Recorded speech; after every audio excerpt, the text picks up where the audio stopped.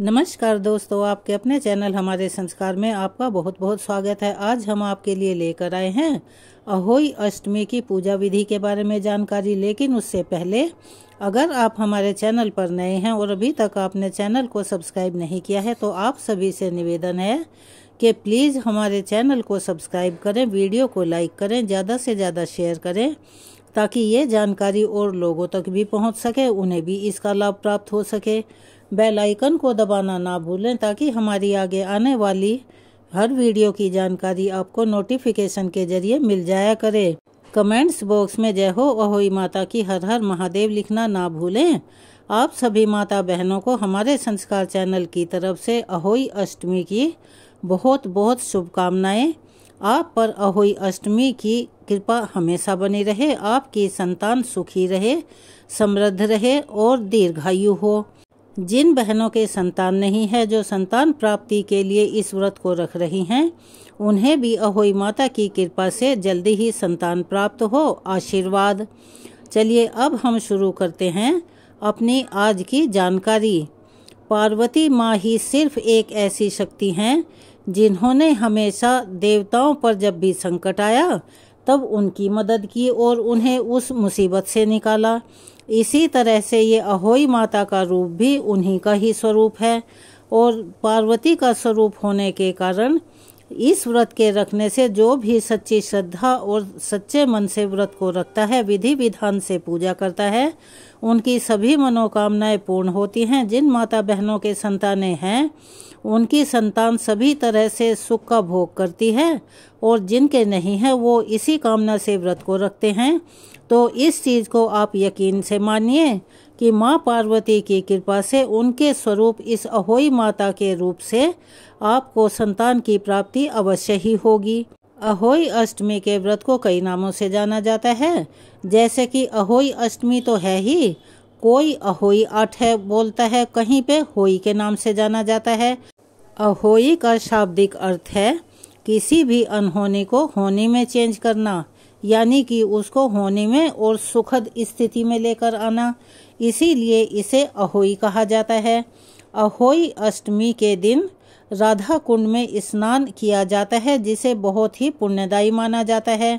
अहोई अष्टमी का व्रत संतान की दीर्घायु के लिए रखा जाता है और इतना ही नहीं, जिन बहनों के संतान नहीं है वे संतान प्राप्ति के लिए भी इस व्रत को रखती हैं। ऐसा कहा जाता है कि जिन महिलाओं की संतान दीर्घायु नहीं हो रही, अर्थात वो जल्दी ही मर जाती हैं, या फिर जिनकी मृत्यु पेट में ही हो जाती है, यानी मिसकैरेज का बार बार होना, उन महिलाओं के लिए भी अहोई अष्टमी का व्रत बहुत ही शुभदायक और फलदायी माना जाता है। इस व्रत में माताएं पूरे दिन तक जल या अन्न ग्रहण नहीं करती और शाम को आकाश में तारे देखने के बाद, तारों को अर्घ देने के बाद ही यह व्रत पूरा होता है। ऐसी भी कोई प्रचलित मान्यता है कि अहोई अष्टमी के दिन अगर कोई संतानहीन दंपति गोवर्धन मार्ग पर स्थित राधा कुंड में और श्री कृष्ण कुंड में स्नान कर लें तो उन्हें अवश्य ही निसंकोच संतान की प्राप्ति का आशीर्वाद मिल जाता है। और इस बार 24 अक्टूबर गुरुवार को अहोई अष्टमी का व्रत रहेगा, जो कि बहुत ही दुर्लभ संयोग के बीच में रखा जाएगा। इस दिन पूजा का शुभ मुहूर्त शाम को 5:50 से 7:06 तक है और तारों को जल देने का समय शाम को 6:06 पर रहेगा। व्रत खोलने का समय शाम को 6:06 से 7:15 तक रहेगा।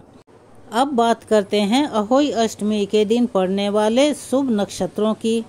अष्टमी के दिन गुरु पुष्य नक्षत्र का शुभ संयोग बन रहा है और इसी के साथ साथ सर्वार्थ सिद्धि योग भी इस दिन बन रहा है, तो बहुत ही शुभ संयोग बन रहे हैं, जो कि अहोई अष्टमी के दिन कई सालों के बाद पड़ रहे हैं।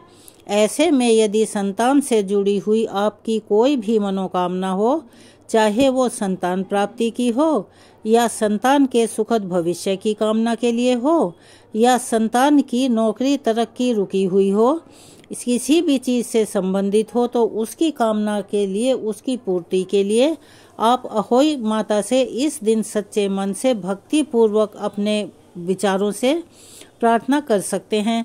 आपकी मनोकामना अवश्य ही पूर्ण होगी। अहोई अष्टमी का यह पर्व करवा चौथ के ठीक 4 दिन बाद आता है, यानी कार्तिक कृष्ण पक्ष की अष्टमी तिथि के दिन, और इस दिन चांदी की अहोई बनाकर उनकी पूजा की जाती है, अर्थात चांदी का लॉकेट लाकर जिसमें कि अहोई माता की मूर्ति बनी होती है उसे पहनकर पूजा की जाती है।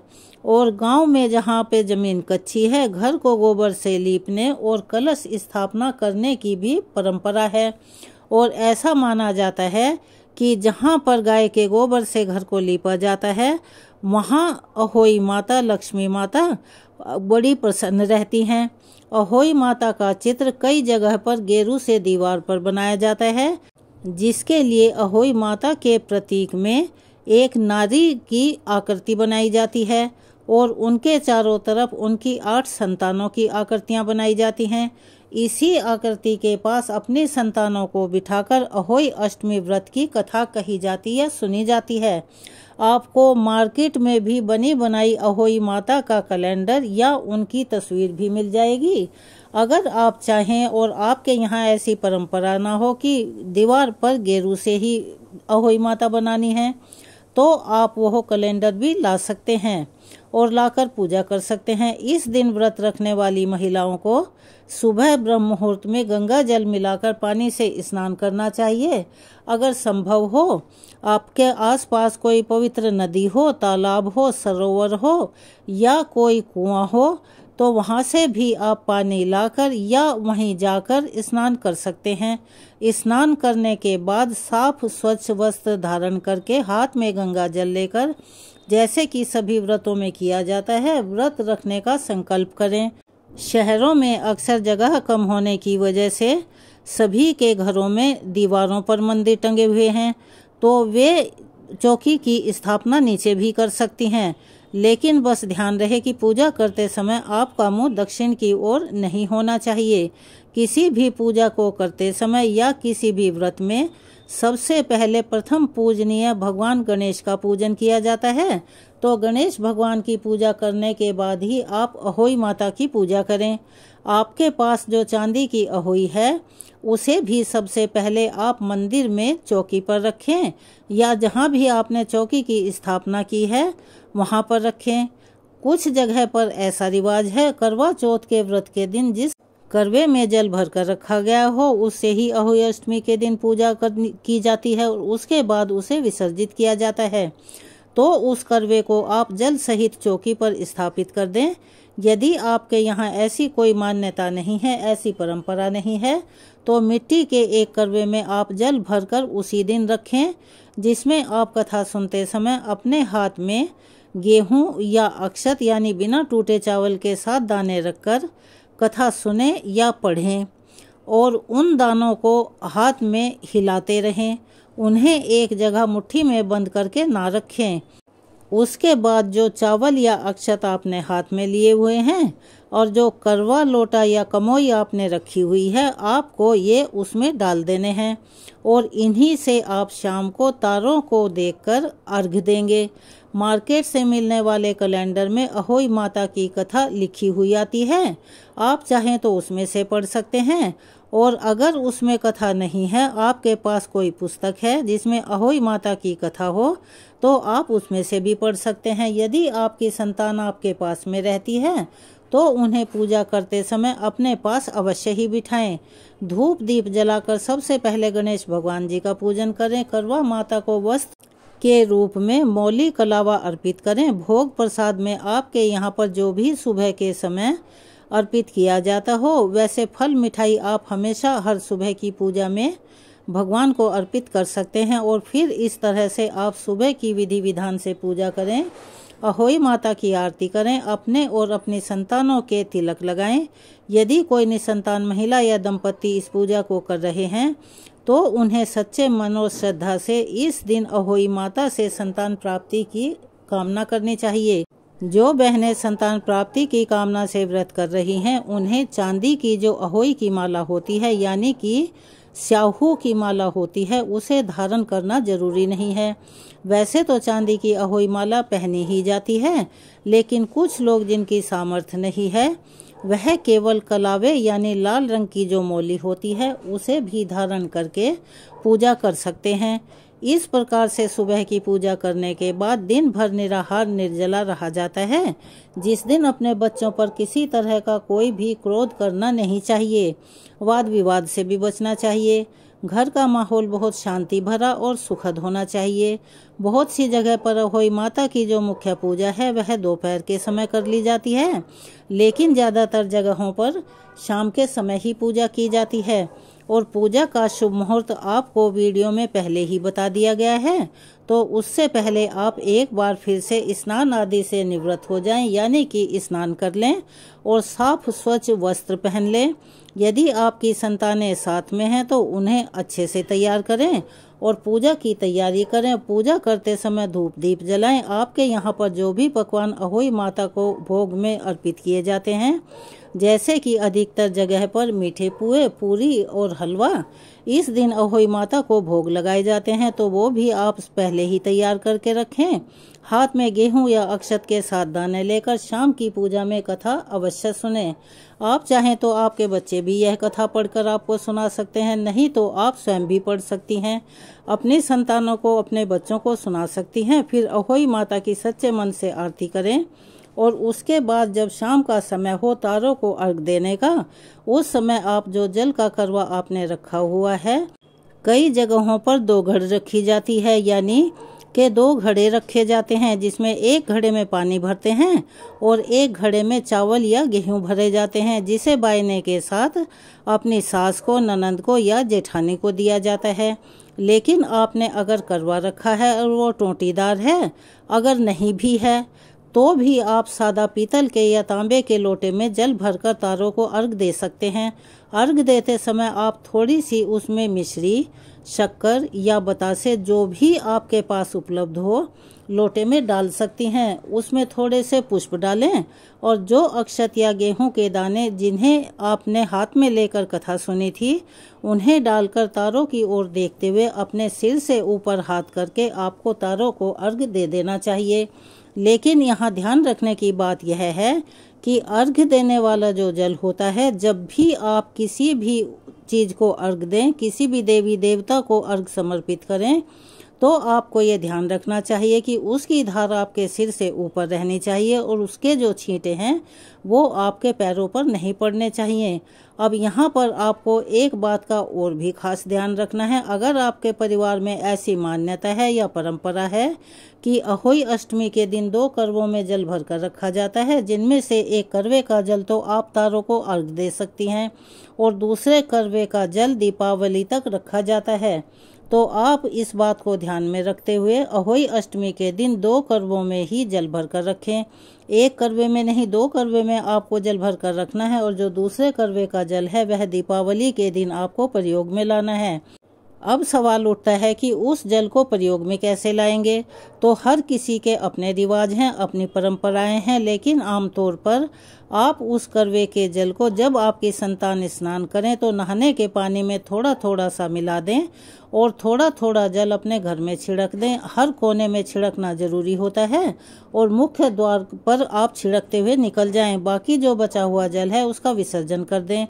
आप साधारण विधि से केवल 1 करवे में जल भरकर अहोई अष्टमी की पूजा कर सकती हैं। अपने परिवार की जो परंपराएं चली आ रही हैं उसी के अनुसार आपको कोई भी व्रत रखना चाहिए, नियमों का पालन करना चाहिए। लेकिन हर इस बात का ध्यान रखिए कि इस दिन जो व्रत रखने वाली महिलाएं हैं उन्हें ना तो मिट्टी खुदाई वाला कोई काम करना चाहिए और ना किसी पौधे को उखाड़ना चाहिए और ना ही आज के दिन कोई नया पौधा लगाना चाहिए, क्योंकि उसके लिए भी मिट्टी को खोदने की जरूरत पड़ेगी। इस दिन आपको धारदार नुकीली हर उस चीज से दूर रहना है, अर्थात उन चीजों को आपको स्पर्श नहीं करना है, उनका प्रयोग नहीं करना है।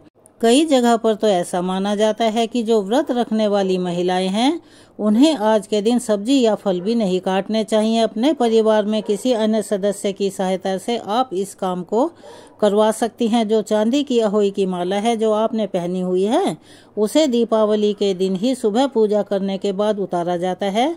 और करवा चौथ के व्रत में जिस तरह से अपनी सासू माँ को बायना दिया जाता है उसी तरह से अहोई अष्टमी के व्रत में भी सासू माँ को यदि सुहाग नहीं भी है तब भी उन्हें बायना दिया जाता है।